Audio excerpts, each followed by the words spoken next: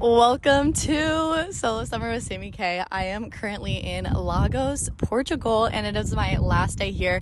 And I decided to start this podcast when I was on the train here because I literally just had the idea. I was sitting there and I'm like, I want to remember everything that I have done traveling. I want it to all be documented.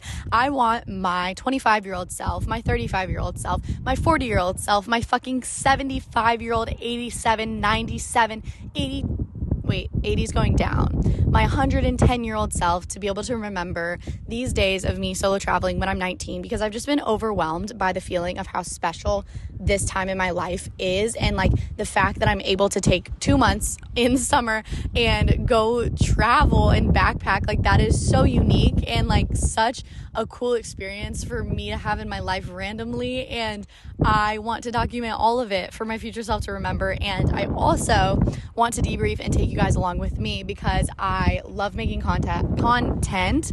It's in my bones, it's in my blood. Also, I hope the wind noise isn't that bad. I don't know. I tried to buy a microphone from a cute little tech store in Portugal, but I couldn't figure out how to work it, so sorry about that. I can figure out how to get across the world by myself, but I actually cannot figure out how to work a microphone that attaches to my phone. So if the wind noise is bad, just know this is episode 1. This is the starting point. I also, literally, like I said, decided to start this. I think it was 3 days ago. I was in the train to Lagos, had this idea, felt super excited about it, was on the bus, made the cover art for it, which literally made on fucking Instagram stories, dead ass, using their text. So just no excuses, because I feel like I always preach. I want to preach. Well, I don't want to preach, but like, you know what I mean? Like, I always talk about just taking action and following your dreams and making shit happen. And like, when you have an idea, you got to act on it, right? I had an idea. I'm going to act on it, and it doesn't need to be perfect. This first episode isn't going to be perfect. None of the episodes are going to be perfect. Life is not perfect. My travels are not perfect. This is just the start of something new. Okay, High School Musical as start of something new. We're going to try it out. And there's going to be an episode every Saturday all the way until August 23rd, I think, is a Saturday, from June 8th to August 23rd. June 8th is today, the day that I'm filming this, and then August 23rd, I start school again, college back in the fall. I am a university student, actually, you guys. I do learn and go to school, if you can believe it. I haven't in 6 months. That's not true. I have been going to school, but it doesn't really feel like it because it's been like the last thing on my mind, and I've been scraping by. We'll get into all of this, but practically I've been studying abroad. And now we are in the summertime, and I finished my study abroad, and I didn't get an internship, so I am traveling around. And we'll dive deeper into all of that and why I've been solo traveling and what I have to say about it. And I'm just excited to take you guys along on this journey with me, talking about my travels and all of the above. Before we dive into this podcast, I do want to take a second and get kind of serious and just acknowledge the fact that I am talking about myself going around and traveling and having no idea where I'm going to stay tonight and no idea where I'm headed next. And that is unfortunately the reality that is not chosen for a lot of the children and the families that are in Gaza and who have been displaced, and that is not okay. And I do want to acknowledge that while we're talking about all these fun stories, like, this is the reality that's happening in the world at the same time, and it's really fucking upsetting. And that dichotomy is something that I will not take for granted. It's always on my mind while I'm traveling. So with the launch of this podcast, I'll be donating $100 to USAID, which is a organization that is helping the children and the families in Gaza. They're providing food, shelter, water, and they're also creating infrastructure so that other organizations have the ability to bring in aid and have that delivered to the people. The reason that I chose this organization to donate to was actually when I was at the World Water Forum, which I'll talk about later in the episode. I had the chance to speak with a lot of the team that was working on providing this relief, and they were telling me about what they're doing and what relief they're providing and how passionate they are about it and how much they need help. Along with the $100 that I'll be donating, I will also be matching $1 for every review that's left on this podcast. I think that's just a good way that if you are wanting to be able to do something and make a difference, you can leave a review, and that helps build this podcast as well. Because as I'm editing this, I realized that I totally just said the wrong charity. It's actually called Save the Children. I did have a conversation with people from USAID at the World Water Forum, but I also had this conversation that I'm talking about with the team from Save the Children. So therefore, that is the charity I'll be donating to. I also realized that I said at the end of the podcast, but not at the beginning, I'll be matching reviews up to 100. So the max that I'll be donating is $200. But as the podcast grows, obviously I hope to get sponsors and I hope to get partnerships and that we can make that number even bigger. That's my little interruption from editing Sam.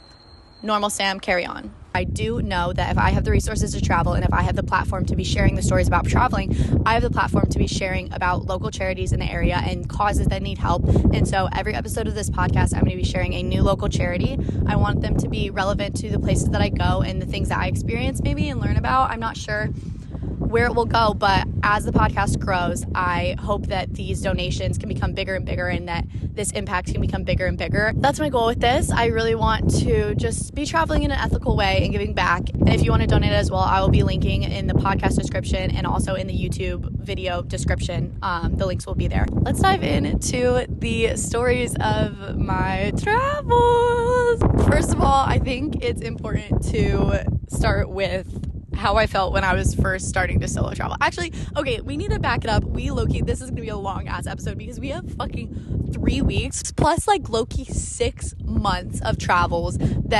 That's crazy that I've been traveling for 6 months. That's unreal. Like first of all, the way that this is my reality is that I'm able to sit here and talk to you guys about my travels, and I am posting this to 300,000 followers on TikTok, 16,000 followers on Instagram. That's the stats right now, you guys. Like, let's see, we're at the end of the summer, like a little time capsule. No, but for real, like, I fucking dreamed about this shit. Like, these moments that I am living in, I have been brought to tears fucking three times so far, just sitting there and being like, holy fucking shit, what is going on? Oh my God, I am so beyond grateful to be living in these moments. And I wrote a blog post about it on my Instagram that you can go look at, and I just talked about how social media has always been like this dream for me, and it has been the thing that I've cared about the most. Obviously not like the most, like I care about like the people in my life and like real life shit, you know, but like the thing, like when people talk about finding their passion, finding the thing that lights them on fire, pursuing the goals that they have in life, like their deepest desires, that for me is always creation. It is always has been content creation, being an influencer, being a YouTuber, like all of that shit that lights me on fire. And I feel so grateful to have found that passion at such a young age and just been able to follow that up until now. Like, I'm 18. I've been making videos since I was fucking 11 years old, vlogging. And before that, I was always drawn to the camera, always taking photos, always like making my parents record me, flip the camera around, like basically vlogging our fucking home videos as a baby. Like, it comes so naturally to me. God, me going on a rant, but I hope you guys can feel it, like, in the content that I make, is that I care so much and I'm so passionate about what I do, and I love it so fucking much. I love it so much. Why do I have the need to mention like Reddit start pages right now? Like, I don't even know. I don't even have one. Oh, that's my biggest fear as an influencer though. Like, I'm so excited to keep doing this shit, but then as soon as the Reddit start page gets made, bro, I'm fucking nervous for that moment. You guys gotta back me up. Like, we're here right now. Like, you guys got me. Like, I just know it's gonna come, you know. It comes to every influencer, every person who's someone. Once you make it, you gotta get the snark pages. And I feel like more influencers are finally talking about it, which is awesome because I feel like I've just been so scared of it. So dumb. Why am I this is a travel podcast. Why am I going into fucking Reddit snark? No, but I've been following creators who have been talking about it. Lily, I can't remember her name because I just followed her, but she's been talking so much about her Reddit snark page. So it's been on the top of my head. And then when I think about influencer career, I just think about like the dichotomy of it's so amazing, so beautiful, but then also Reddit snark pages. But that's a small price to pay for following my passions and my dream job. Anyway, God, fuck. All right, soapbox. Let's get down from that. Let's continue on the travels. Started studying abroad in January in Australia. Why did I choose? I'm going to save all the study abroad. Maybe I'll do another episode or like an emergency episode or like a little extra ep about why I chose to study abroad and like answering any of you guys' questions about it and talking about that experience, because I think that's very different than solo travel. But I think it was very, very important to my journey of solo travel because it gave me the confidence and the knowledge, and just like it allowed me to dip my toes in. But it wasn't to travel, but it wasn't even dipping my toes in because I like jumped full-fledged into it, but I was just doing it with a group of people in an environment that is filled with also other kids that are the same age as you, in the same boat as you. No one has any idea what they're doing, so it made it a lot easier to like travel. Does that make sense? So I would actually really love to do an episode about that. Let me know if you guys would be interested in a podcast about study abroad, because I have a lot to share about that. So I studied abroad in Australia from January to mid-May was when we finished. Well, we finished up kind of like first week of May, but then we had to like move out of our house, deal with all of our shit. And then May 10th, I had a ticket. Okay. Oh my God. I knew when I decided to study abroad, I always knew I needed to take a solo trip. Like at the end of study abroad, I will be taking a solo trip. I will solo travel because I had always I'd always followed girls on TikTok who solo travel and who just are so fucking sick. Like all of the girls that I follow that solo travel, I'm like, oh my God, I want to be you. You are so cool and you are so confident and you have such a personal style. Specifically, the girl that I'm thinking of right now is Emma Top, and we recently became mutuals, which I'm like, bitch, I fucking admire you so much. You have no idea how much impact you have had on me. No, but like genuinely, like the girls who are older than me, the girls who came before me, they inspired me so big. But no, seriously, they really did. And she would always talk about solo travel and how much of an impact it had on her confidence in her life, and just made me want to do it. So I was like, all right, after study abroad, I will solo travel. And there was a moment back in October. I know my mom is listening to this podcast and I feel like she's gonna like tear up at this little story, but there was a moment back in October. I was visiting hometown from college and I knew that I was gonna be studying abroad in Australia. I didn't have any plans for the summer, but I had been flirting with the idea of traveling around in a van over the US. This is gonna be a long ass episode because we haven't even gotten into the travel story times and we're like 15 minutes in. Oh my God, I have so much to share with you guys. I want you guys to know everything. To continue. So it is October. I go home and I visit my family and I have a weekend. We spend time. I'm from the Midwest and in the United States, if you couldn't tell by the accent or the, I don't know, extremely American traits about me, I would say. Coming to terms with that. I'm super American. Super American. So learning all about that. Anyway, fuck. I love talking. Oh my God. This is going to be so exciting because I'm going to tell you fucking everything about my travels because I literally want you to know. I want to say all of it. I want to yap about every single fucking thing that's ever happened to me. And you can turn this shit off at any time if you don't like it. And I can just continue yapping. And we are just going to get to sit here together. And fucking since I've been by myself, I haven't had a good yap session in so long. So this is just healing me. God, fuck. I'm so excited right now. Oh my God. This is awesome. Maybe I didn't need a coffee before this. Holy shit. I sound like I'm on speed. God damn. Anyways, to continue, I was home in October. My mom and I go to this dive bar that my parents have always grown up going to, but I've always been a little baby, a little tiny girl who can't drink alcohol with her parents. Also, drinking age is 21 in the United States. However, when you're in the Midwest and you go to a dive bar, you know what they don't give a fuck about? The laws. So therefore, I was able to drink and we were low-key drunk, and I had been super emotional thinking about leaving my mom for study abroad. That's the hardest part, is like leaving your friends and your family. Like thinking about leaving my mom especially was just so tough. And so I'd been emotional, and my mom turns to me. We're kind of talking about study abroad, and she's like, Sam, like, I think you should backpack Europe this summer. And I was like, what the fuck? Where is this coming from? Because usually I'm bringing up the crazy ideas to my mom and she's like, no. Like, no, like you can't do it for this reason, or like blah, blah, blah. Like, you know, being like the rational figure of like, no, Sam, like that's crazy. Like, no, you're not doing that. But she fucking brought this up to me. It wasn't even on my radar. I never once said to her, oh, I want to backpack Europe solo this summer. No, I was like, oh, maybe I want a road trip around the US. Like, because that's always been my dream, is fucking van life. We can do an episode on that, but that's not really like in my cards right now. Like van life is going to come later in my life.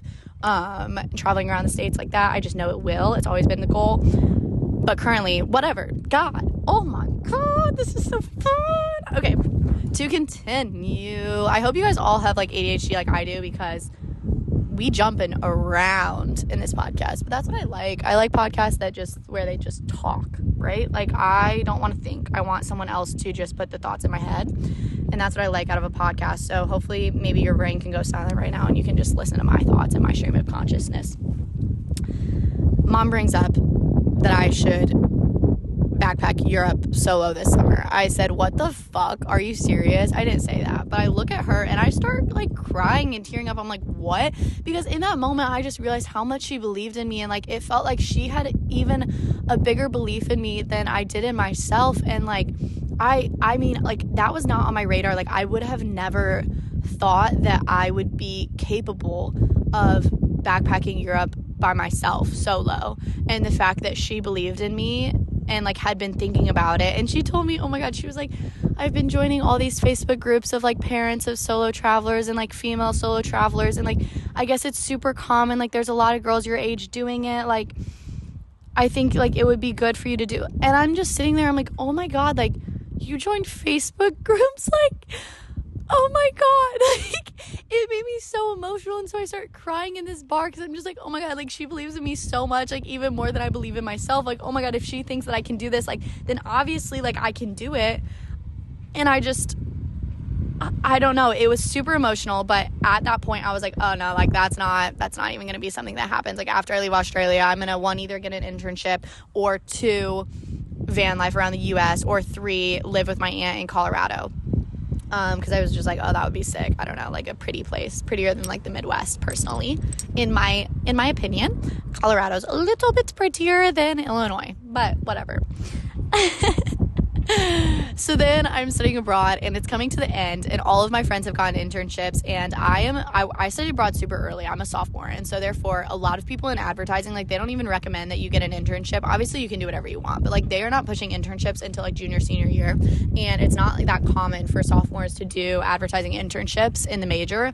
And also I make TikToks, and that has been my campus job, or like my job that I've been able to do in college to support myself. And so therefore I could kind of work from anywhere. And so that's why I knew like I could live with my aunt and uncle, or I could do whatever. I've also done a lot of work online. Like I knew that I could do social media management for someone, or do freelance things, editing jobs, like anything like that. Like I knew that I would be able to support myself financially online. And so then it really opened up a lot of possibilities for the summer. And I remember having this conversation. Oh my god, I am diving so deep into everything, but I had a conversation back in December when I was home for winter break with one of my mentors. He was my entrepreneurship teacher in high school, and I took this class. I fucking love, as we dive deeper in this podcast, even just this episode, oh my god, no, I'm literally gonna nerd out later in this episode about entrepreneurship and about startups and tech, and I fucking love the startup scene. I love entrepreneurship.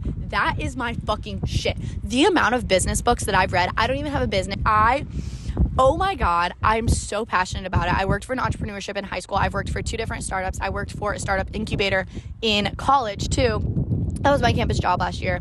I just love the startup scene. I love the culture. I love the people in it. I love the lifestyle of it. I fucking love it. And that's my shit.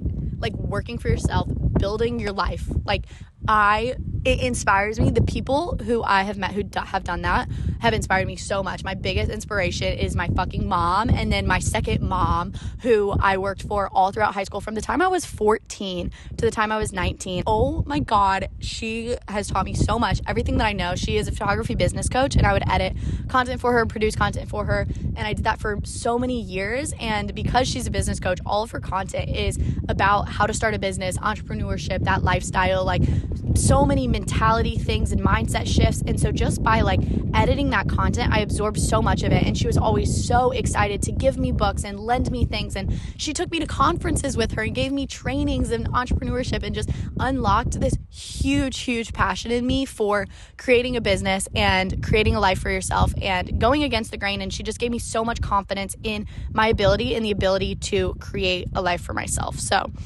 just giving all of the credit to where credit is due, because these people have changed my life, and I am not a product of me. I am a product of the incredible people who have taken me under their wing and who have provided me with knowledge and resources and love and belief. And going back to the conversation that I had with my other entrepreneurship teacher, he offered me an internship back in Springfield, which is my hometown, back in Springfield, Illinois, over the summer. And I was like, honestly, I don't know what my summer has entailed. And he was so supportive of being like, you only have so many summers. Like when you are in college, those are the last summers that you have, unless you're a teacher, which I know I'm not going to be a teacher. It's not my path. I know that I will not.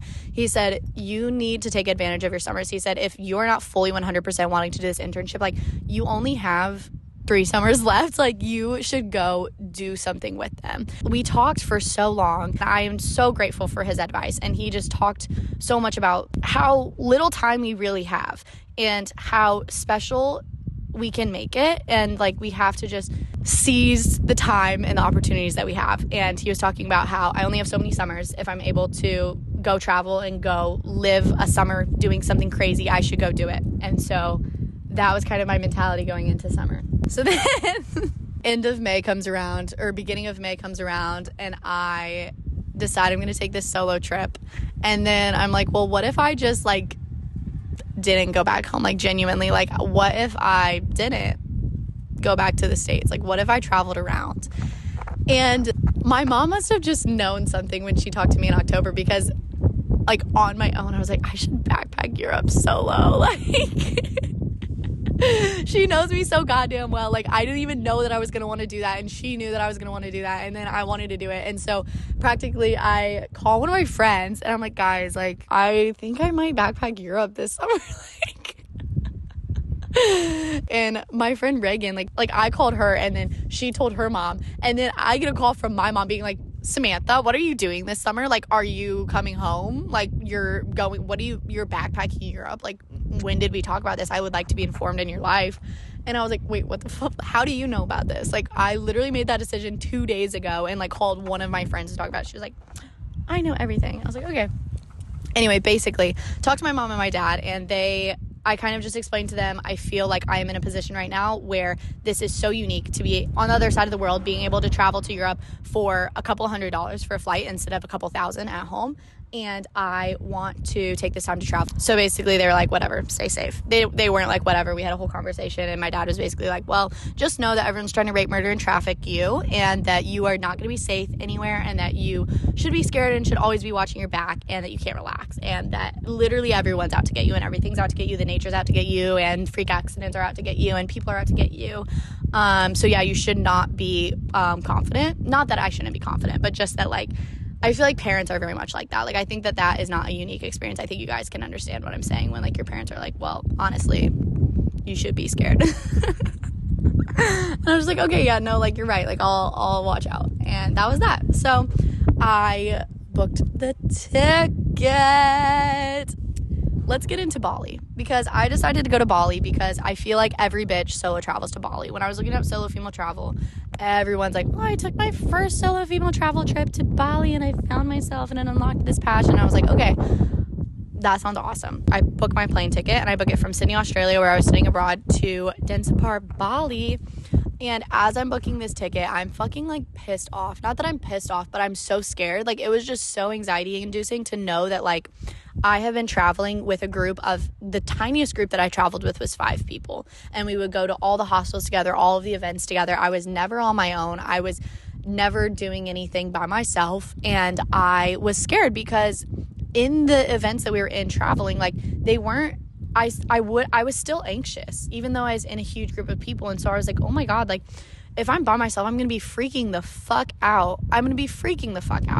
And I just knew that it would be so anxiety inducing, but I also knew that life is not lived in your comfort zone, and that if I didn't do this, when I had the blessing from my parents, the opportunity to do it, the time, the resources, like that shit, then I would be the only thing holding me back would be fear. And that's pussy shit. Like, that is not the life that I want to live. If I have everything lined up to be able to fucking solo travel and take this risk, and I say, I'm a little too scared to do that. Bitch, shut up.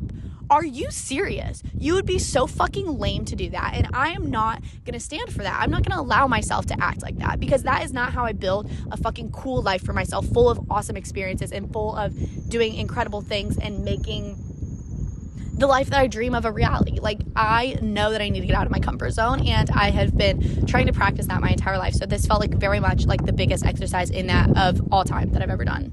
Bungee jumping might have been worse, but this felt like a huge deal.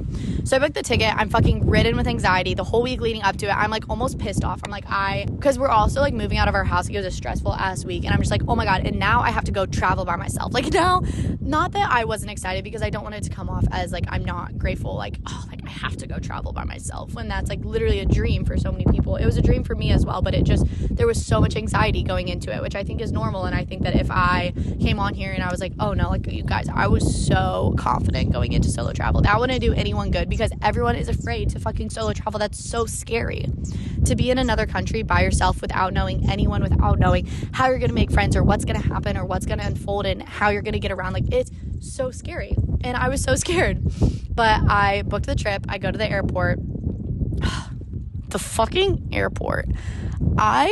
We're giving every detail, because I get to the airport off of maybe 2 hours of sleep, right? We had moved out of our house literally like the day before, like working so hard and not sleeping. Go to the airport. I am already so stressed, and they drop me off. I go to like the wrong terminal, but I don't know this obviously, but my flight just isn't on the fucking flight board. And I'm like, why would my flight not be on the flight board? Like, every flight is on the fucking flight board. Like, you know, the TV screens that light up and tell you the gate and the time and all that shit.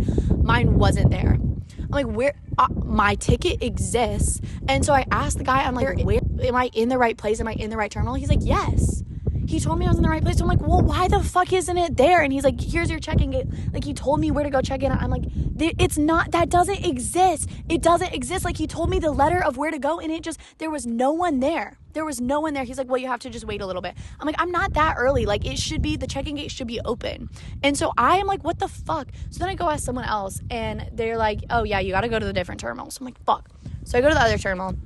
And I'm just trying to remind myself, like, it's okay. Like, I got here early, so I have enough time. Like, it's really okay. It's really okay. So I go to this other terminal, and I end up getting on my flight. Well, I don't get on my flight, because I go to the check-in desk, and I go to check in. And the woman is like, do you know when you're leaving? And I'm like, yeah, I'm leaving in 2 weeks. She's like, can I see your ticket? Bitch, I had not booked a ticket. I didn't know where I was going next. Because I was just like, oh, like, I'll spend 2 weeks in Bali. And then after that, like, when I'm in Bali, I will talk to people about where they've been, where they recommend traveling. And then I'll just book a flight there. Like, it's not a big deal. Apparently you can't fucking do that, and I had no idea, because I looked it up, and it's like, you just do visa on arrival. Like, it's super chill with the visa process. Like, you don't need to do anything. Nothing ever said you need a return flight booked. So I'm freaking out. It's like 5 a.m. I'm by myself. I'm literally crying because this woman is not being nice, and that's okay.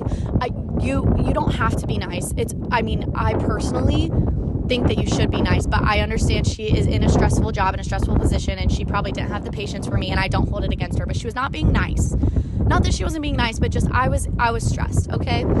And I start crying, and I call my friend who had invited me. He had basically said, like, hey, I think my friend and he was walking the El Camino, or biking the El Camino, which is like a 100-kilometer pilgrimage in Spain.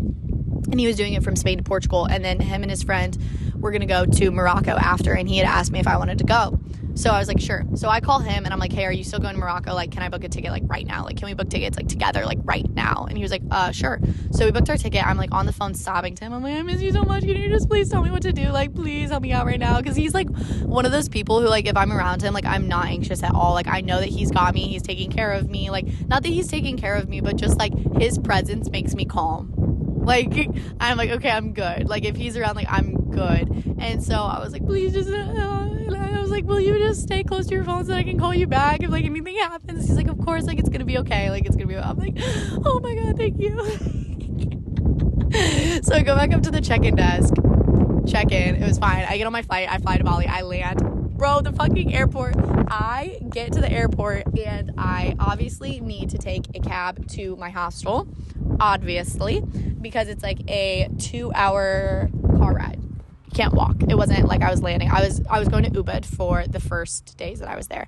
So I got to the taxi area, and immediately I am freaking the fuck out because it was just so overwhelming. Like, I don't know if you guys have landed in a foreign country before, but like all of the locals will just come up to you and just like bombard you with asking if you want to ride, which is kind. Like, it's kind, but they're like, ride, like, I take you. And even if you have like a ride share already booked, they're like, no, I'll take you cheaper. Like, they're very, very adamant. And so I was standing there and I had already had my rideshare booked. I'm like, okay, I'm taking a Grab. Like, it just felt much safer to book it through the app and like have the like paper trail of it. Like, I'm not going to get in a random guy's car as soon as I get to the island. And just people are coming up to me left and right. And like, I just feel so scared because I'm still in the mentality of like, everyone's out to get me. Like, I am in danger all of the time. Like, I had not relaxed a single fucking bit into solo travel. And so I'm just feeling so overwhelmed. I'm like about to burst into tears because everyone just keeps coming up to me and I'm like, guys, I can't. And then I realized that I have personal fucking autonomy and control over where I'm at. And so I just decide to wait for my ride inside of the airport.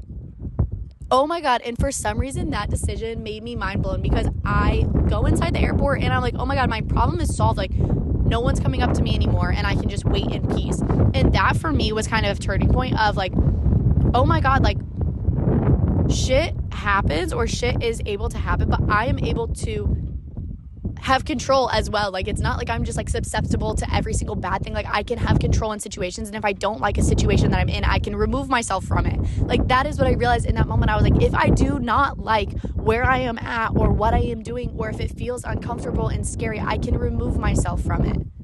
And I was able to do that, and that felt very, very empowering. And so that was my first kind of taste of like, okay, my driver was so kind, and I go to my hostel and I check in, and it was hard to find, but I ultimately got there.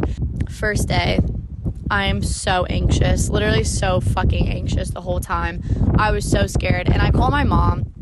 I was like, oh my God, I'm here. It's amazing. Like, it's so good. Like, I'm having so much fun. Lies, bro. It was lies. I was not having fun. I was so scared the whole time. It was not good. But I knew that it would get better, and I just had to push through and figure out how to not be a fucking anxious mess the whole time, because I knew that I didn't want to spend my time traveling like that. Like, I just wanted to be chill and have fun. I don't know if I should go through like every fucking story, but basically, I think I will. The next day, okay, that night, no, this is funny. Like, I do want you guys to know about this, that this happened. That night, I go to what's called, this is like some hippie shit. Like, Sam was on her hippie shit when she was in Bali, because I go to this thing and it's called an ecstatic dance. And if you don't know what an ecstatic dance is, it is where they play music and every single person in there, but it's like meditative music. It's not like club dance music. It's very like meditative, rhythmic, whatever.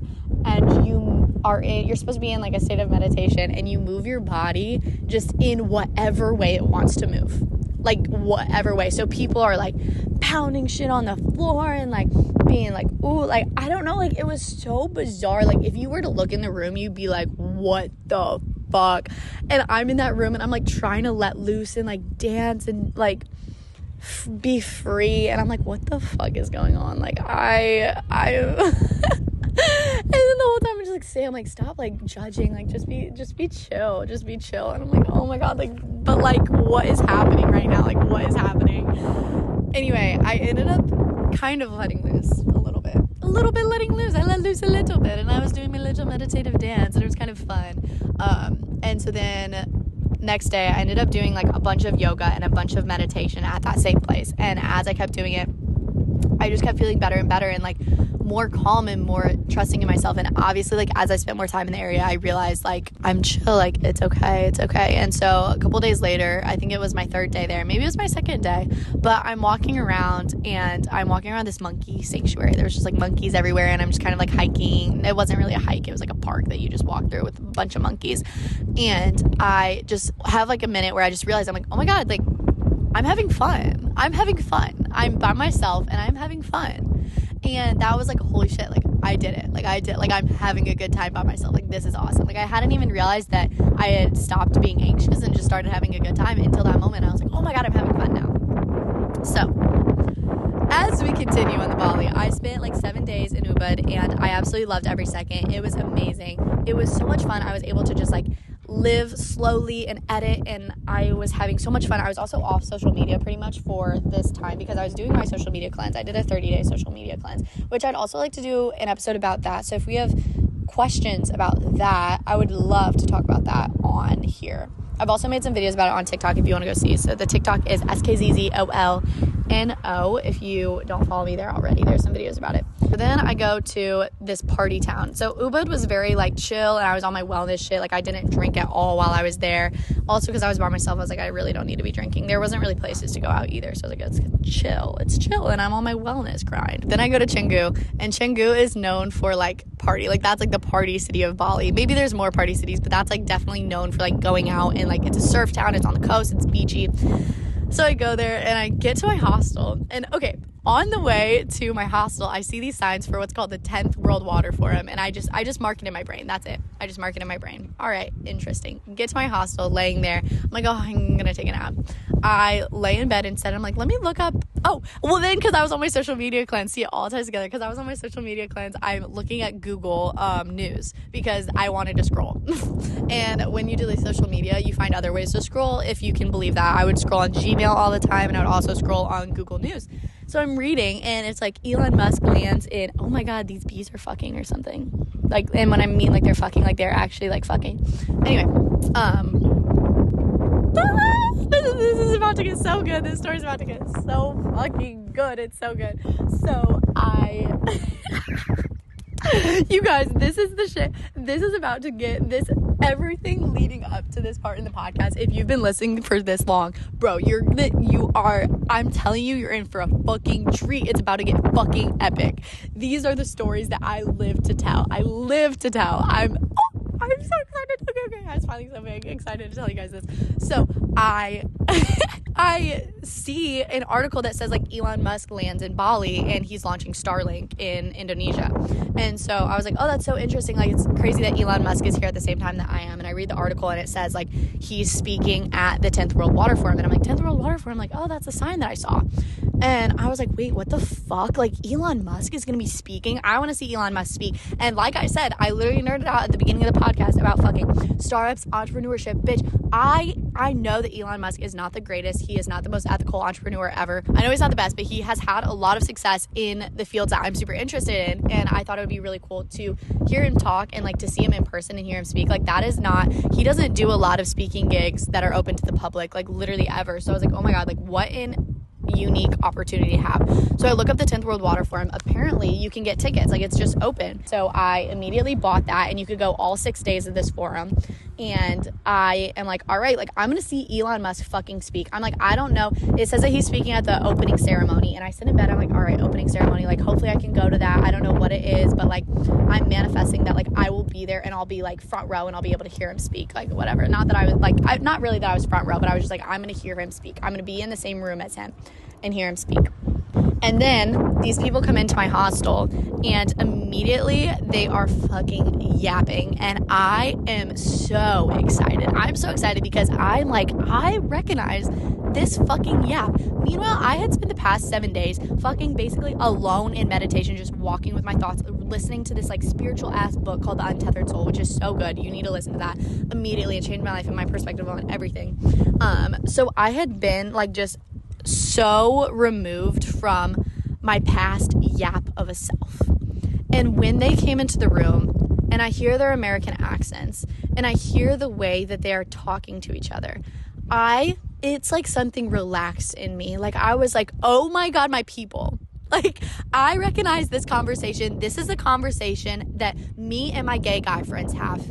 And it was a girl and her gay guy friend. And I'm just like, oh my God, I need to be friends with these people. I need to be friends with them immediately. And so they come in the room, and the guy's talking, and he's like, oh my God, like the people here, like I just don't think it's my scene. Like, oh my God, like where are the gay people? Where are the gay people? Like, because it was just a bunch of like blokes by the pool, and he's talking about this, and she's like, no, like babe, it's fine, like whatever. And they're talking about being on their honeymoon and being married. I'm like, oh my God, I literally recognize this conversation exactly. I've had this conversation like 8 fucking times. Like, I love this shit. And so he's like, I was just like, where are the gay people? And I fucking open my curtain, I'm like, I'm gay. And they're like, what the fuck? Like, nice to meet you. Who are you? Not like, who are you? But just like immediately like, oh, we're gonna be friends. Immediately, they just embraced me, and we went to go get dinner together. They invited me to the sunset, and we are running into the water, swimming together in the ocean, like sharing goals and stories with each other. But they were both immediately so just open and authentic, and that inspired me so much too, because I felt like earlier in my travels I had met people, but maybe I wasn't being fully myself. I was just kind of having these surface level conversations, and the way that they were able to just immediately break beyond the surface and like form this friendship, like I felt like I was learning from them how to build authentic and deep relationships while traveling because of the way that they were treating me. And I will never forget them. Like, I love them so much. We're going to meet up in the United States. Like, we spent 3-4 days together just having the best time. I think it was just 3 days, but it was amazing. And we're not really strangers. And we immediately just got so close and talked about our goals and our manifestations and what we're looking forward to in life and our deepest desires. And that shit lights my soul on fire. It was so much fun. So I met them. And immediately, the people in our hostel, like the hostel dorm that I was in, it was so fucking social. And all of us just got so close so fast, because one night, this guy, if you stay in a hostel, you cannot be having sex in a hostel. You just literally can't. Like, but this guy is fucking banging like at night. So we're all trying to sleep. I personally did sleep through it, which is kind of funny. But no one else in the room did. So then in the morning we all wake up and we start giving him shit. We're like, you had a fun night, like you had a fun night. And we're talking to him, and oh my God, it was just so fucking funny. So immediately, like, our whole hostel is just so close. And we all were just giving each other shit. Like, it was so fun. There's a guy from England, Scotland, guys from Sweden, guy from Hawaii, guy from America, and I'm American too. So that was like our little gang. After this hostel, I'd met so many friends, and I'm just on a high, and I'm like, okay, I'm going to the water forum now. Like, it was my time. I was like, I gotta go see Elon. So I booked another hostel. I go down in Bali. It's like all the way at the bottom, and oh my God. This part of the story is also so good. Like, it gets so good, okay? You see the smile on my face? I'm just so happy with the way these events unfolded. I think that they unfolded so beautifully. And so I go down to the World Water Forum, and I'm like, I'm gonna fucking meet Elon motherfucking Musk. Elon, business billionaire, tech tycoon, SpaceX founder, Tesla founder, the Boring Company founder, Elon Musk. If you didn't know who he was, of course, there's his little resume for you. So I go there, and I pick up this was such a good night. Like, literally, it was such a good night. I felt it in my soul, just so happy, so content. Do you ever feel like there's those moments and there's those times in your life where you feel like this is exactly where I'm supposed to be, and this is exactly what I'm supposed to be doing, and I feel so present in this moment, and I feel so happy, and I feel so grateful, and I'm just overwhelmed with love. Like, it felt like my heart was open, and I was just open to every new experience, and I was so grateful for everything in my life that had led up to that point. And I was just having a moment. And so this moment happened after I had checked in for the World Water Forum. I had to go pick up my like wristband and stuff, or like my lanyard, from this like resort hotel where they were hosting the event. So I decided to walk around this resort, and I had my swimsuit with me. So I'm like, I'm going to fucking swim. Like, why would they not, like, how would they know that I'm not a guest? Like, I'm going to swim. And so I'm walking around this resort. I sit on the beach for a little bit. I, like, am sitting in these beautiful chairs and these beautiful swings, and I get a little bit of dinner, and I go swimming, and I'm swimming in every pool at this hotel, and there's so many, and, like, I even, like, talked to one of the workers. I was like, when does the pool close? He's like, oh, it's already closed, but, like, you can get in it here. I'll get you a towel. And I was like, oh, my God. This is so kind. I feel so grateful. And I was just having a night, and I just am so happy. And I'm like, oh my God, like, what's going to happen next? Like, I'm just so open to anything happening, and I'm so excited for this water forum tomorrow. So the next day I go to the water forum, and this is like the day of the opening ceremony. I'm like, today is Elon's day, bro. And so I go, I'm following this guy in, and he was from, I can't remember what country he was from. I don't know, but basically we were both lost, and we just ended up making friends and talking and like finding the way in. And I'm just following him, and they're like, oh, like, do you have an invitation to, like, do you have an invite? And I'm like, yes. But I'm like, I don't know. I just have a ticket. Like, what the fuck does an invite mean? Like, I don't know. And so I'm just following this guy in, and I'm like, oh, I guess I have an invite. I don't fucking know. Like, I have no idea. I just put me where Elon is, okay, bro? And so I go, follow this man in. there's this counter and it's like for invitees only, or like pick up your ticket here for invitees only. And I go to that counter and I'm like, whatever, like I don't know if I'm invited to anything. I don't know if I have an invite to shit, but I will ask. They fucking pull out one with my name, and I open up the envelope and it's like, the president of Indonesia invites you to the opening ceremony of the World Water Forum. I'm like, what the fuck? Awesome. Dope. So I go into the room, and it's this room, and there's like 10 chairs there that are reserved at the front of the room for the like biggest world leaders on that side of the world. It's like the president of Indonesia, the president of Morocco, the president of Hungary, and then all of the chairs behind them, there was like 3 rows of chairs for diplomats and ministers and all of the like biggest also political leaders in those countries. And then everyone else in the room was like important looking, basically. And I'm by far like 10 years the youngest person in the room, probably. Maybe not 10 years, because I made friends with a girl who was also like super young, and we became fucking besties. I love that girl. So I'm talking to the guy sitting next to me, and he is an Indonesian diplomat, and I was like, what is like the opening ceremony, like is like Elon's gonna be here? They're like, yeah, like he's the opening speaker apparently. So I learn in this conversation that there is 14,000 people at this event, the World Water Forum, and 400 got invited to this opening ceremony, and the other thousands of people watch it from a live streamed auditorium, or just like don't watch it, you know what I mean? Like you could watch it live streamed, or you could be in this room, and only 400 people got invites to this room. And they're like, how'd you get an invite? I'm like, I don't know. I think it's because I was a student, and I saw no other students. Like the student ticket was like a category that you could buy, but there was just like not really any students. Like I think that I was one of the youngest people. There also weren't that many people from the United States because it was very far. So I think that helped me too get an invite. But basically, I got this invite, and I was like, manifestation fucking works, because I said I was going to see Elon Musk speak, and then I saw Elon Musk speak. He goes up there, and he speaks. Well, he, like, walks in. He sits 3 rows in front of me. I'm like, that's just Elon Musk. That's crazy. Not to, like, be a fangirl, but it's just, like, weird to see the people who are so famous in real life. Like, it's always a trip. It's always a trip. And so he goes up to speak, and I don't know. I thought that he would be, like, an incredible public speaker, and he just was not what I was expecting. It was so random, too, because, like, why is he at the water forum? Like, he doesn't have anything to do with water. And, like, the shit he was saying, it just was, like, so random. After talking for maybe about 10 minutes, he's like, yeah, and I think the rest of the time is just going to be, like, Q&A session. So if anyone has any questions, like, keep it, I guess, to the form of, like, water. But yeah, I'd be happy to answer. Room goes silent, bro. No one's answering. No one raises their hand.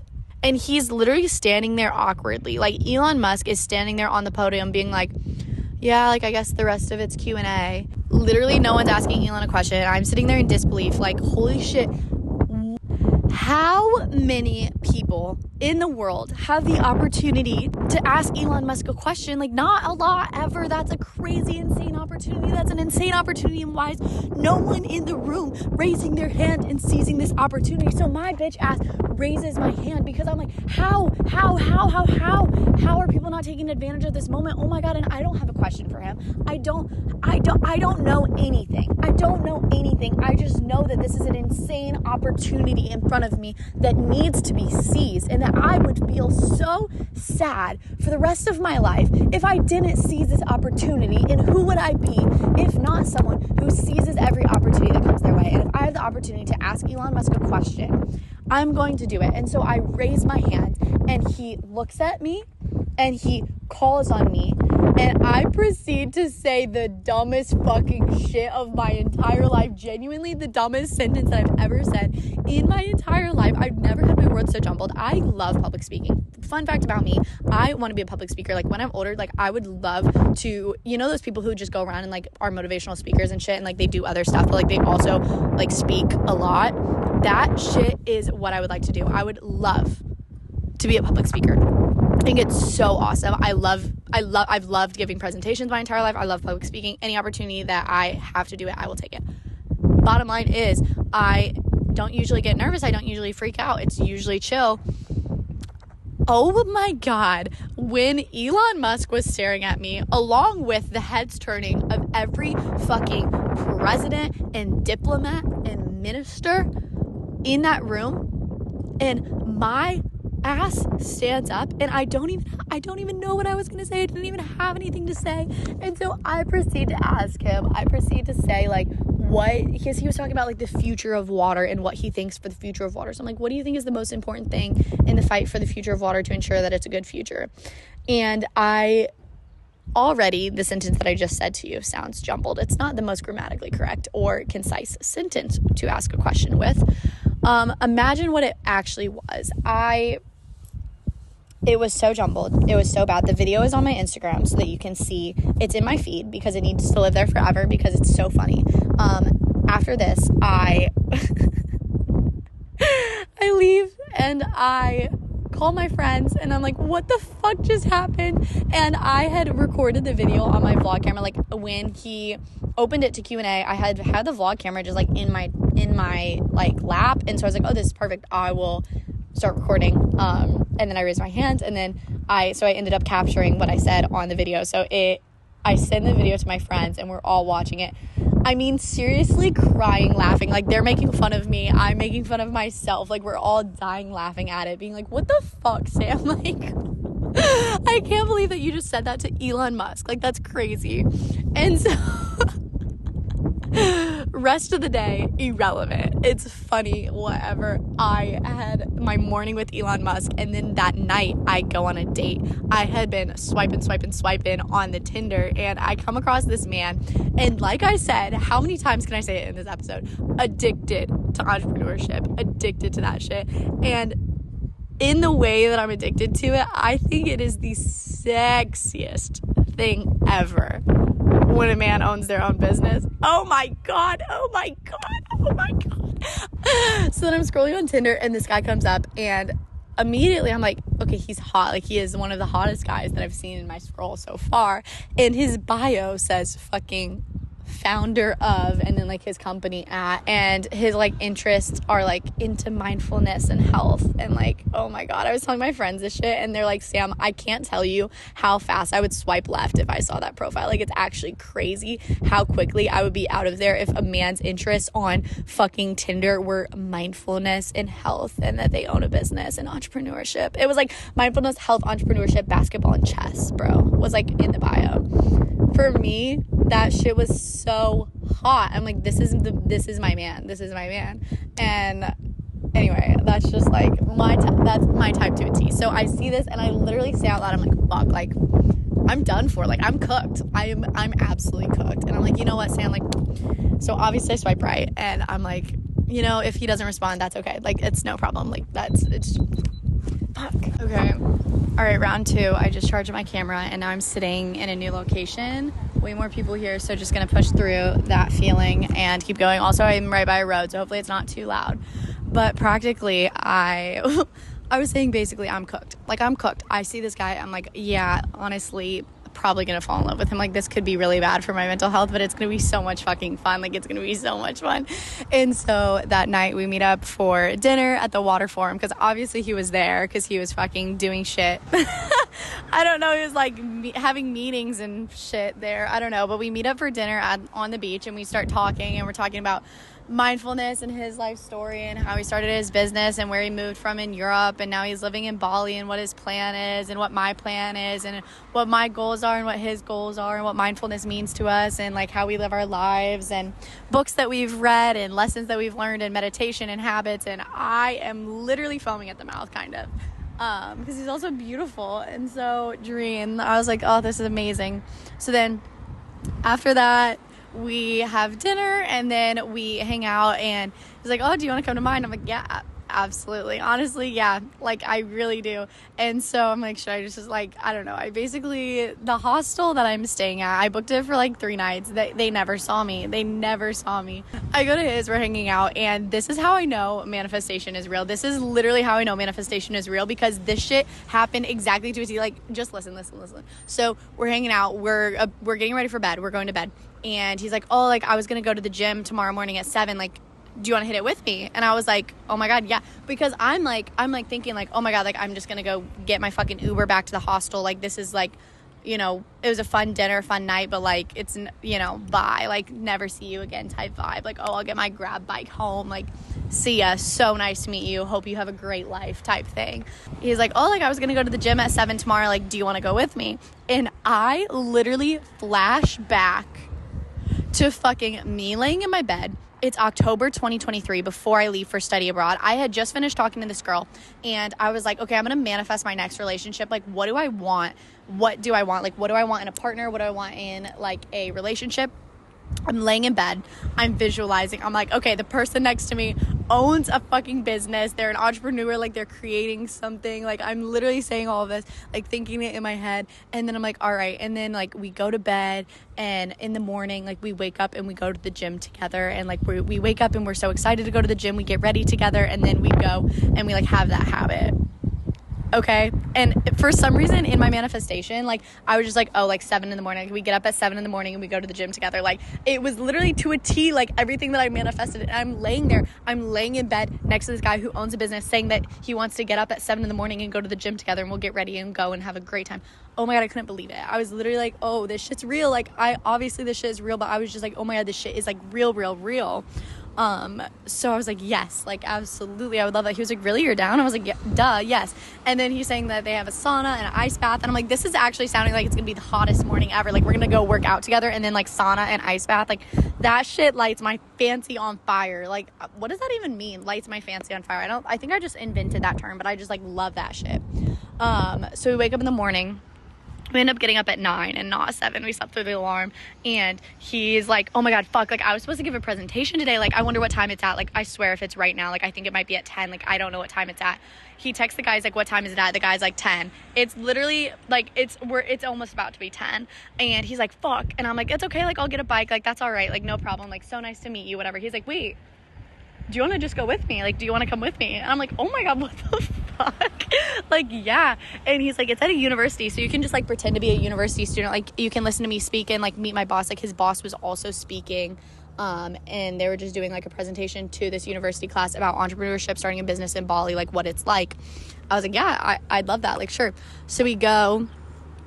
And we go to the wrong classroom at first, and it's funny, and we walk in and we're like, oh, this is not the right room, whatever, like have a good laugh. Bali boy gets up to the front of the room and he starts talking, and like genuinely, you guys, I think there's nothing hotter to me. Like that is my top tier level hot. Like it's happened to me before. I've been susceptible to it before. Like it's genuinely the people in my life who I'm like, oh my God, I am actually level 10 obsessed with you. Level 10, you are so attractive to me, have been people speaking on stages about what they do in their business and like public speaking about it. Like I literally, there is something about it.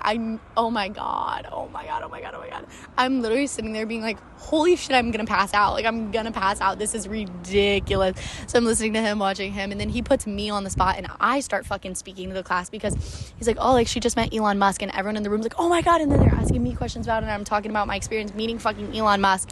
I didn't meet him, but like talk to him, whatever, like asking him questions, what he's like in real life. Like, oh my God, it was so much fun. So then after that, he's like, all right, like I need to go to work. I'm like, all right, like I'll get a bike from here, like bye. And he's like, wait.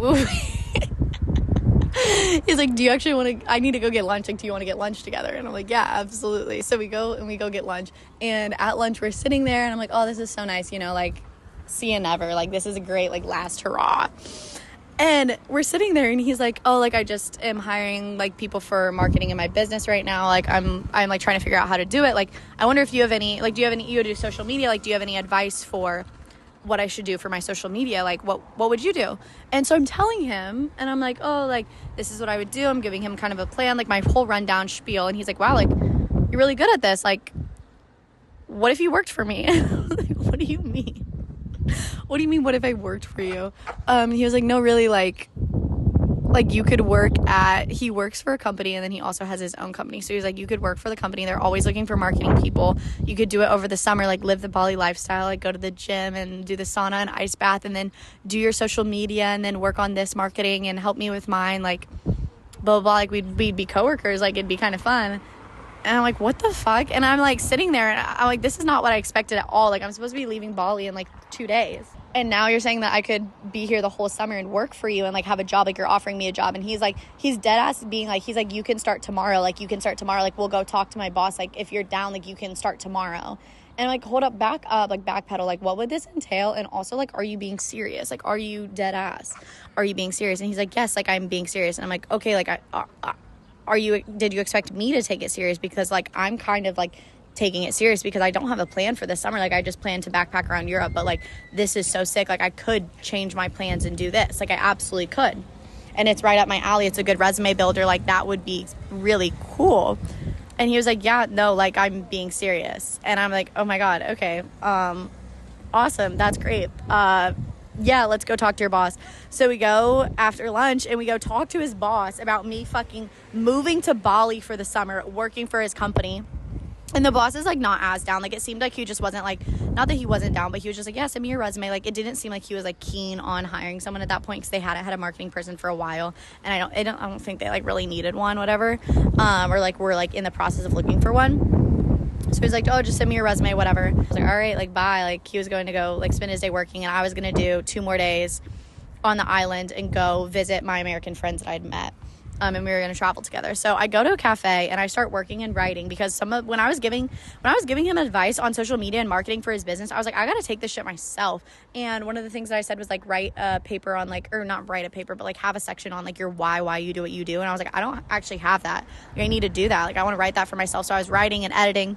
And I had myself a work day. I ended up missing the ferry to where I was going to meet my American friends. So that fucking sucked. So he texted me. He's like, oh, so good to meet you. Like, hope you have a good rest of your travels. Like, keep me updated on how you feel about the job. And like, if you are like, whatever. I texted him. I'm like, actually just missed my ferry. I'm here for another 2 nights. Like, would you want to maybe get dinner tonight? He was like, oh, absolutely. Also, you can stay at don't get a hostel. Like, you can stay at my place until you leave. I was like, okay. No, yeah, for sure. Like, for sure. Next morning, we're like in a morning routine. Next morning, we fucking get up, go to the gym, sauna, ice bath, lunch. Then he goes to work. I go do my thing. I love a travel thing because you know that it's going to end. Like, you can give yourself fully to someone for those few days because you know that, like, it's going to end. And I think it makes it so much sweeter. Like, I think a lot of people are maybe scared of that, of like, oh, but like, fuck, then you have to leave them. And like, yeah, but also if I didn't have to leave them, I would never be as like open or as like willing to, I don't know, like just be a part of their life, I guess, for that long. But basically I ended up saying no to the job and not doing it because I felt like while I was there, like it was very much like he has this established life there. Not that like this is making it sound so dramatic, like we were like super together, like we like literally haven't talked since, and I knew it was gonna be like that. So then it just felt like weird. Well, we've like chatted a little bit, but like whatever, like nothing serious. And I knew it was gonna be like that, and so it just felt like I wasn't gonna just move to Bali and like join his life, like work for his business and like do his routine. That's like, I do love that routine. Like that is a great ass routine that I'm super down with and I'm super into, but like I need to build a life for myself and figure out how I want to live my life instead of just like joining his, if that makes sense. I also knew that he is not the man, like he's not the love of my life. You know what I mean? Like if we were falling in love and I was like, this is my man, like this is the guy for me, I maybe would have thought differently about it. But like it was very clear that it was just a travel fling for the both of us. It wasn't going to be anything like serious, which I think is so fun. It makes it so much fun. And yeah, so then after that, I leave Bali and I go to Morocco. And I meet up with my guy friends there. I met up with Grant and I met up with his friend Bryce. They both did the El Camino together. They biked it. And then we met up in Morocco. And in Morocco, I would love to sit here and tell you like, oh my God, here's all these crazy stories. Well, actually, I do have one crazy story. And it is that when we got on our tour bus to get to Morocco, also did not solo travel in Morocco. It is like definitely, if you look up anything about Morocco, it says like not super safe for female solo travelers. I never had a time where I felt unsafe when I was there. I was with 2 guys the entire time. And we also were doing pretty much like exclusively tours. So we were with guides in bigger groups traveling around. Oh, we get on our tour bus. We were doing like a 3-day trek through the desert, and like it's not like a trek, it was more of like a car ride through the fucking desert. But we get in the car and we're kind of joking around, but like, how many of these people do you think are Americans? Like, how many do you think are American? And I'm like, maybe 2, maybe 2, but like I think maybe 0, like I don't know. And then these people walk on the bus and I'm like, oh, American, like 100% American. Like I just immediately recognize. And so then we start chatting them and we're like, oh, where are you from? They're like, oh, like United States. Like, yes, like knew it. Like I could tell, like I knew it immediately. Then I'm like kind of on the other side of the conversation, so the boys are kind of just talking to like the people who got on, because I'm just kind of like sitting in a seat that's further away, and they're like, oh, like, where are you from? The guy's like, oh, like Springfield, Illinois. And the boys look at me, or Grant looks at me because he knows where I'm from, and he's like, wait. And I'm like, did you say Springfield?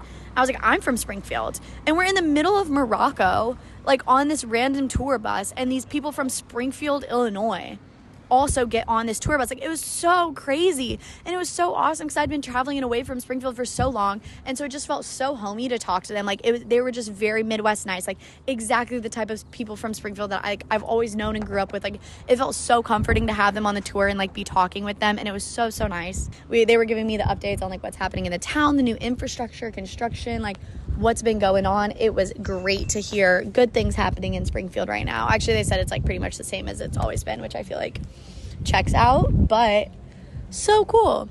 But yeah, in Morocco, basically, I was just like, I had a fever the whole time. I was sick. Like, I was really not feeling good. And it was quite scary because I went to the doctor one night and I got medicine, and it was like just the hotel doctor, like they ended up bringing a doctor to the hotel for me because I was just so scared. Like, I didn't know what to do. We were in the middle of the desert, and so the hotel was so kind. They, like, the manager helped me out so much, and he like went to the pharmacy for me, got me the medicine that the doctor recommended, called the doctor for me, and was like translating everything, like helping me out. Like, he was such a kind man. Long story short, basically the medicine just didn't help. Like, I don't know if they misdiagnosed me or like it just like wasn't, it honestly did nothing. And so I was just getting worse and worse. And so the last like 3 days in Morocco, we did like the 3-day tour. The whole tour, I was just feeling so horrible. Like, and it was so sad because I was so excited to visit Morocco. I was so excited to see it and take in the culture and speak to the locals and do all of the travel things. And like, I was just sick the whole time, and it wasn't like that enjoyable because I just like, that was all that I could think about, you know? But then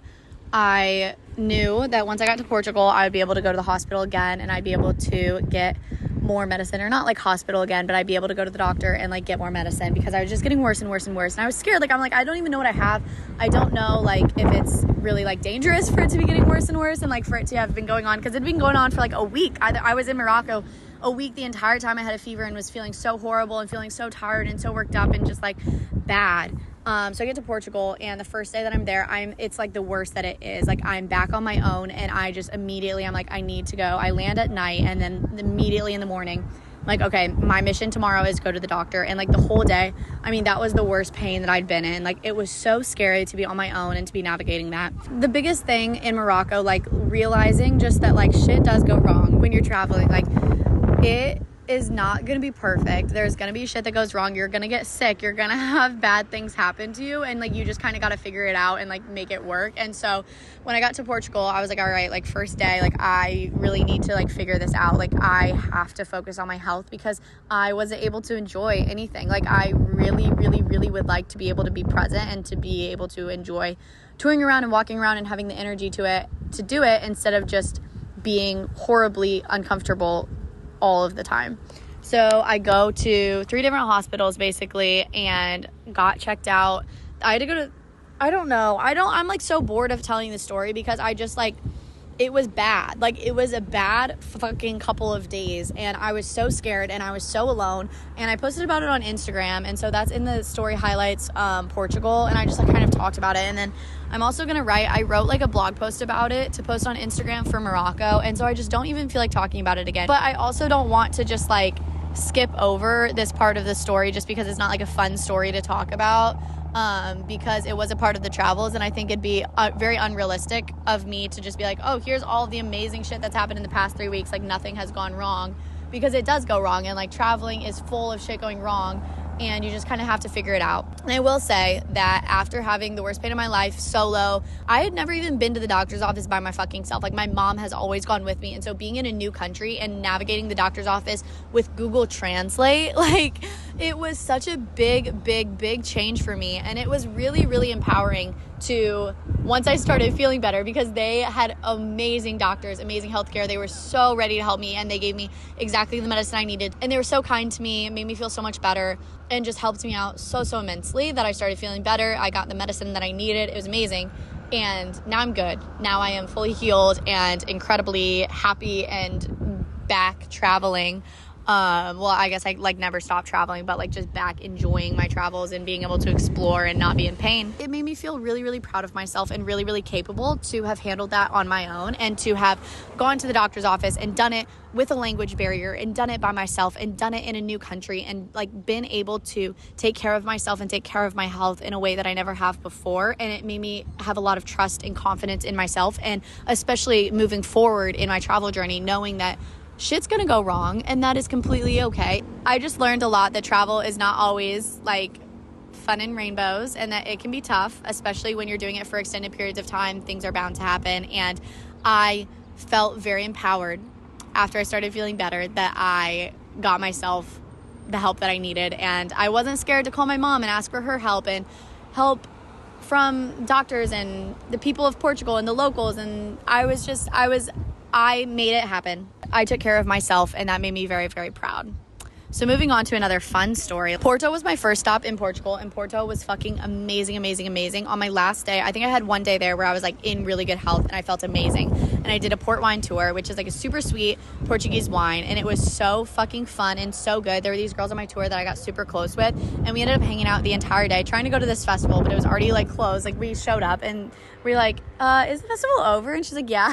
She kind of like giggled and we all smiled and it was good.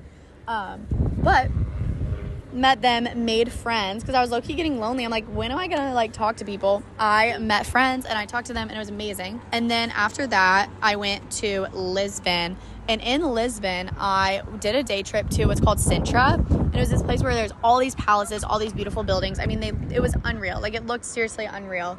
It was beautiful. And I ended up going with a girl in my hostel. I got there and I just complimented her boots, and then she was like, do you have plans tomorrow? And I was like, actually, like, yeah, I'm going to go explore this castle. Like, do you want to come with? And she's like, absolutely, that sounds nice. So we ended up going together, and it was so much fun. Like, it's so easy, so much easier solo traveling to make friends than I expected it would be. Well, maybe I expected it would be easy because, like, just people when you're traveling, so many other people are solo traveling and like wanting to meet people. Like, everyone traveling wants to meet people and have conversations and genuine conversations and connections with you, because like we're all on our little journeys of discovering the world and different perspectives and shit. And so like everyone's very friendly and like ready to learn from you and be friends with you. After I went to Lisbon, I did like one day in Sintra, a day trip to Sintra, and then I did a day in Lisbon, just kind of like walking around traveling. But at that point, I'd been in cities for so long, I was like, I really want to just go to the beach. So I decided to go to the south of Portugal in Lagos. My aunt had studied abroad in Spain for 2 years when she was younger, and she texted me when I was in Portugal, and she's like, if you're on that side of Europe, you need to go to Lagos in Portugal. She's like, that's my favorite place in Portugal. It's so, so beautiful. Like, you have to go there. So I'm like, all right, like, I'm going to book my trip to Lagos. It's a beach town. Like, it's on the south of Portugal. And I was so excited. It looked so beautiful. And I get here and I'm literally radiating, walking down the street, like skipping, being so happy, just being like, oh my God, I feel so much better. This is exactly where I want to be. This is beautiful. This is the most beautiful streets I've ever seen, the most beautiful beaches I've ever seen, the most beautiful rocks I've ever seen. Like, I feel so happy. I'm so excited to be here. I was eating mangoes and nectarines and a peach, and I was sitting by the ocean, and it was exactly what I needed in that moment. And I just felt so happy, and walking down the street, walking into shops, just smiling at people, and oh my God, it was such a beautiful night. And so I go to sleep that night, and maybe I went out that night. I can't remember, but I don't know if it was yes. So then that night I go and I have dinner at my hostel. They had like a social dinner, and I end up sitting down. These girls immediately invite me over to their circle, like, oh, like, what's your name? Where are you from? They're all from Canada. And I'm like, oh, like, are you guys traveling together or solo? They were all traveling solo. Every single one of them. All of these girls, there was 5 girls in total. 4 of them were also 19 years old. How cool is that? That like the people that I went to go sit by were also solo traveling 19-year-old girls. That is so, so, so special. I just couldn't believe it. And so we spent the night just like sharing stories and talking about why we're traveling solo and how long we're doing it for, and all of the stories of our travels. And like, one of the girls and I, we might go travel Italy together and do the Dolomites and go hiking and things, because I wanted to do that, but I don't want to go hiking alone. Like, I really want to be with someone. And she's like, oh, like, I really wanted to do this trip, but it's too expensive to do alone because you have to rent a car and rent an Airbnb. Like, there's not a lot of hostels to stay at. So we're like, why don't we just do it together? Like, just magical experiences like that where you just meet people who are on the same page as you. It just felt so refreshing and exciting to talk with them for the night. I also met the coolest guy. the coolest guy. I literally, people like this that you meet when traveling are like just so mind-blowing, because there's some people out there doing insane shit, just like living these huge, bold lives that are so far outside of their comfort zone. It's so inspiring. And so this man that I met, he was walking all throughout Portugal and Spain for 4 months. He was just traveling by foot. He said, I try not to hitchhike. He just walks from town to town, and he just goes everywhere and like talks to people, meets the locals, like does the whole travel thing, goes around. And he was just sharing the stories that he had of the places that he's been. And he's been doing this for 2 months maybe. And he's traveled so many kilometers, like gone all over the place just by foot. And he just has a backpack, and he's traveling by himself. And we were talking about it, and he was talking about how he was inspired by yes theory to do, because I'm like, how do you like what inspired you to start doing this? And he's like, well, honestly, like, do you know Yes Theory, the YouTubers? And I'm like, holy shit, like, yeah, I do. And he was like, no way, like, you guys, there was 2 of us girls who recognized, like, knew Yes Theory. He was like, oh my God, like, you guys are the only people that I've ever met traveling that, like, know who Yes Theory is. Like, and he was just saying, we were having this moment, and it was so cool. Like, he was talking about how Yes Theory had inspired him so much to, like, seek discomfort in what they post. Like, it makes an impact. The way that even if people don't know who Yes Theory is, like, they know the brand of seek discomfort. Like, get out of your comfort zone. Like, you have to get uncomfortable in order to grow.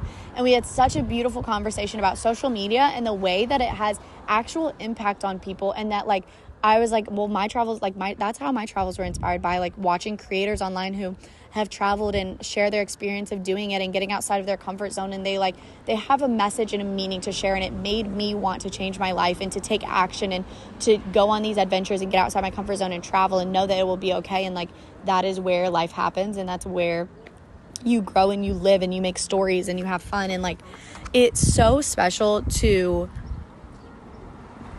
realize that social media has that impact, because it gets a huge bad rep of people saying like, oh, like, it's horrible, like comparison and like expectations. And it is like, there are parts of it that are so bad, but it also has the ability to inspire so much action and so many cool stories and share just across the world, like, new ideas. And it's so beautiful. And so that was such a beautiful conversation that we had. And we ended up spending the night going to like a little pool bar together. Like, there was the whole group of us, and we went to this pool bar, and it's all of us 19-year-olds, and he was 28. And so we were asking, we're like, all right, like, what's it like up in that decade? Like, what do you think? And we're talking about just like all of his experiences. Like, it was so amazing. What a great night. And then we went to like this college bar, and oh man, it was so fun. And then the next day I ended up doing another, like, a kayak tour at the hostel. And like, that's because that's the thing about hostels too, is they'll always have tours that you can go on that like are other people are in that stay at the hostel will also be on. So it's a great way to make friends. Like, if you want to make friends, do an activity that your hostel offers, and like, there's always friendly people willing to talk, willing to take you under their wing, like willing to be friends with you. Like, every single hostel that I've ever stayed at has been like that. Like, it's such a good culture. So I do this kayak tour, and the kayak tour is filled with more girls my age, more college girls solo traveling, but different college girls. They were all new girls, and they're all solo traveling too. And these girls were all 21, and I'm 19. And they're from Australia, Paris, America, and we were all talking Canada. And we just had the most amazing day together. We went kayaking, and we were just laughing, talking, like having so much fun. And then after that, we went to the beach and went on this hike together. And then that night we all went out and we were drinking and having the best time. And it was just so fun and so special. And like, okay, the camera like totally died. So we're just going to do the rest of the podcast audio only styles. The fact that I've been meeting so many girls who are also 19 years old and 21 years old and whatever fucking age, it doesn't even matter. But we're all on this journey of traveling and solo traveling, and a lot of them studied abroad as well. And like, it's so cool to connect with these people and to hear their stories. And I feel like I'm learning so much. And one of the girls was talking about how she did the El Camino, which is El Camino de Santiago. And it's a pilgrimage trek, which is, it can be anywhere from 600 kilometers to 100 kilometers, I think, is the shortest that you can do and still be considered like doing the El Camino. And that's what I was saying that my friends did. They did the biking one. But she was talking about how she walked it, and she's like, oh my God, like, it's totally something that you could do solo. Like, absolutely, it was just so fun. She walked for 6 days, just like, it's about 10 miles a day. The whole thing is 100 kilometers. So maybe it's a little bit less. It ends up being 62 miles, I think. But she was just like, I can't recommend it enough. So now I'm like, oh my God, like, should I just walk for 6 days straight by myself through Spain? I think maybe. I think I might do it. And like, that's just so cool to do a pilgrimage. Like that, it's just so awesome. It's just like a long hike, but you're going through all these tiny towns and there's so many other people. She said that everyone on the Camino is so kind, and like the El Camino de Santiago, it started as like a Catholic pilgrimage, and now there's people of all religions, all reasons doing it, all spiritualities. It's like known as a journey of self-discovery and a spiritual journey, and just people go there to reflect on life, to think, to get away from life, to just reevaluate things, and everyone's on their own journey there, and it's all ages, and there's just so much to experience on it. People love it. So I'm considering that. And yeah, I just feel so grateful. I've been having an amazing time just sitting on park benches, and like when I say sitting on park benches, like that's been my activity. I've just been like people watching and walking around the city. I've been walking so much and just exploring, and I'm having the most amazing time. But I'm just so excited to be starting this podcast and sharing my journeys with you and my travels and all of the things that I have been getting up to, because it's a lot. I've been doing a lot, and I have been collecting a lot of stories. I'm just excited to have all of my travels documented, and all of these stories, a place for them all to live, and for me to be able to look back on them, and for you to connect with my experiences. And I hope that this podcast just inspires you to maybe have a day of adventure in your hometown, or do something that scares you. Get out of your comfort zone. Do something different. Get out of your routine. If you are wanting to travel or wanting to have adventure, and this is inspiring to you, try to find it in your day-to-day life. You don't have to take a big trip or do a huge solo adventure, huge excursion cross country to make stories and make experiences and live a bold and amazing life. Like, you can create that exactly where you are with exactly what you have. You are in the exact perfect place for you to be right now. I love you so much, and I'm so excited to see where this goes. Remember, I'll be matching the donations for every review up to $100. So go leave a review if that speaks to you. Say anything that you would like, and I am just excited to be here with you, sharing my adventures and getting to continue this summer continue this solo summer with Sammy K. I love you guys, and I will see you in my next episode next Saturday. Who knows where I'll be by then? Probably somewhere in Spain, but who knows what will have happened in this next week. It's so exciting. All right. Love you. See you. Mwah. Bye.